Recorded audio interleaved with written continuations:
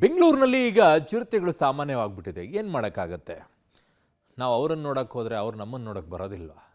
ಹಾಗೆ ಈಗ ಚಿರತೆಗಳು ಬರ್ತಾ ಇವೆ ನಮ್ಮನ್ನು ನೋಡೋಕ್ಕೆ. ಸೊ ಖಾಲಿ ಇರೋ ಜಾಗದಲ್ಲಿ ಮನೆ ಕಟ್ಕೊಂಡ್ಬಿಟ್ಟು ನಾನು ಒಬ್ಬನೇ ಇರ್ತೀನಿ ಅಂತ ಹೋದರೆ ಐ ಆಮ್ ಕಮಿಂಗ್ ಅಂತ ಹೇಳ್ಬಿಟ್ಟು ಹೋಗುತ್ತವೆ. ಹೋದಾಗ ಏನಾಗಿದೆ ಈಗ ಪರಿಸ್ಥಿತಿ? ಸ್ಟೋರಿ ನೋಡಿ ಗೊತ್ತಾಗುತ್ತೆ. ಬೆಂಗಳೂರಿನಲ್ಲಿ ಆತಂಕ ಸೃಷ್ಟಿಸಿದ ಚಿರತೆ. ಅಂಜನಾಪುರದಲ್ಲಿ ಮತ್ತೆ ದೈತ್ಯ ಚಿರತೆ ಪ್ರತ್ಯಕ್ಷ. ಕಾಂಪೌಂಡ್ ಒಳಭಾಗದಲ್ಲಿ ಚಿರತೆ ಸಂಚಾರ. ಹೌದು, ರಾಜ್ಯದ ರಾಜಧಾನಿ ಬೆಂಗಳೂರಿನಲ್ಲಿ ಮತ್ತೆ ಚಿರತೆ ಆತಂಕ ಸೃಷ್ಟಿಯಾಗಿದೆ.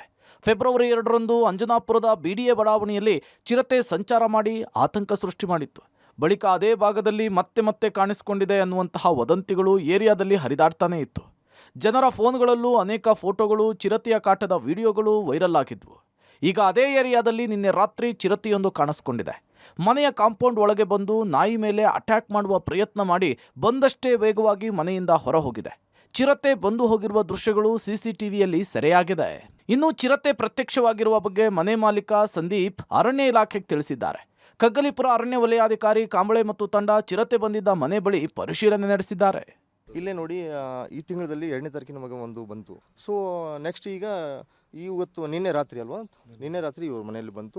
ಕೂಡಲೇ ಅವರು ಫೋನ್ ಮಾಡಿದ್ವಿ. ಬೆಳಗ್ಗೆ ಕಾಲ್ ಮಾಡಿದ ತಕ್ಷಣ ನಾವು ಕೂಡಲೇ ಒಂದು 2 ಅವರ್ಸಲ್ಲಿ ಅಲ್ಲಿ ಬಂದ್ವಿ.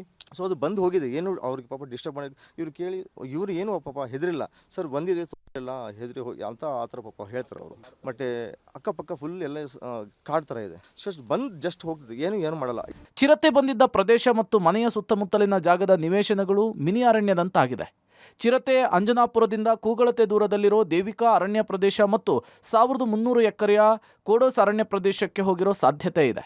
ಇನ್ನು ಚಿರತೆ ಬಂದಿದ್ದ ಮನೆಯ ಮಾಲೀಕರು ಚಿರತೆಯನ್ನು ನೋಡಿ ಆದಂತಹ ಅನುಭವವನ್ನು ನಮ್ಮ ಪ್ರತಿನಿಧಿಯೊಂದಿಗೆ ಹಂಚಿಕೊಂಡಿದ್ದಾರೆ ನೋಡಿ. ಬೆಂಗಳೂರಲ್ಲಿ ಚಿರತೆ ಮತ್ತೆ ಪ್ರತ್ಯಕ್ಷ ಆಗ್ತಾ ಇದೆ. ಅದರಲ್ಲೂ ಅಂಜನಾಪುರದ ಜನತೆಗೆ ಒಂದು ರೀತಿಯಲ್ಲಿ ಭಯಭೀತರಾಗಿದ್ದಾರೆ. ಯಾಕಂದರೆ ಫೆಬ್ರವರಿ 2ನೇ ತಾರೀಕು ಕಾಣಿಸ್ಕೊಂಡಿದ್ದಂಥ ಚಿರತೆ ಮತ್ತೆ ಇವತ್ತು ಕಾಣಿಸ್ಕೊಂಡಿದೆ. ನಾನು ಅದೇ ಮನೆ ಮೇಲ್ಭಾಗದಲ್ಲಿ ನಿಂತಿದ್ದೆ. ದೃಶ್ಯಗಳಲ್ಲಿ ನೋಡ್ಬೋದು. ಇದು ಅಂಜನಾಪುರದ 5th G ಬ್ಲಾಕಲ್ಲಿರುವಂತಹ ಮನೆ, ಸಂದೀಪ್ ಅನ್ನೋರಿಗೆ ಸೇರಿದಂಥ ಮನೆ. ಈ ಮನೆಯ ಕಾಂಪೌಂಡ್ ಒಳ ಭಾಗಕ್ಕೇ ಚಿರತೆ ಬಂದಿರುವಂಥದ್ದು ದೃಶ್ಯಗಳಲ್ಲಿ ನೋಡ್ಬೋದು. ಸುತ್ತಮುತ್ತ ಖಾಲಿ ಸೈಟ್ಗಳಿವೆ ಮತ್ತು ಖಾಲಿ ನಿವೇಶನಗಳಿರೋದ್ರಿಂದ ಯಾರೂ ಮನೆ ಕಟ್ಟದೇ ಇರೋ ಕಾರಣಕ್ಕೆ ಇಲ್ಲಿ ಒಂದು ರೀತಿಯಲ್ಲಿ ಕಾಡಿನ ರೀತಿಯಲ್ಲೇ ಬೆಳ್ಕೊಂಡಿದೆ.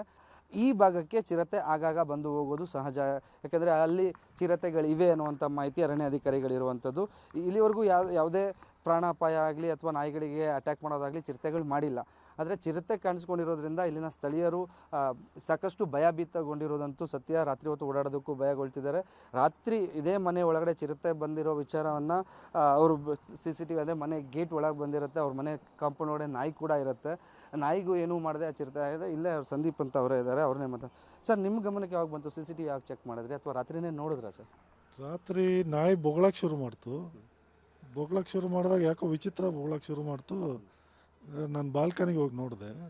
ಯಾವುದು ಬೇರೆದೇನು ನಾಯಿ ಅಥವಾ ಮನುಷ್ಯರೇನು ಕಾಣಿಸ್ಲಿಲ್ಲ. ಸರಿ ವಿಡಿಯೋಲಿ ನೋಡೋಣ ಅಂತ ನೋಡಿದ್ರೆ ಚಿರತೆ ಒಳಗಡೆ ಬಂದು ಜಸ್ಟ್ ಪಾಸ್ ಆಗಿರೋ ಥರ ಕಾಣಿಸ್ತು. ಸ್ವಲ್ಪ ಆ ಟೈಮಲ್ಲಿ ಭಯ ಆಯಿತು.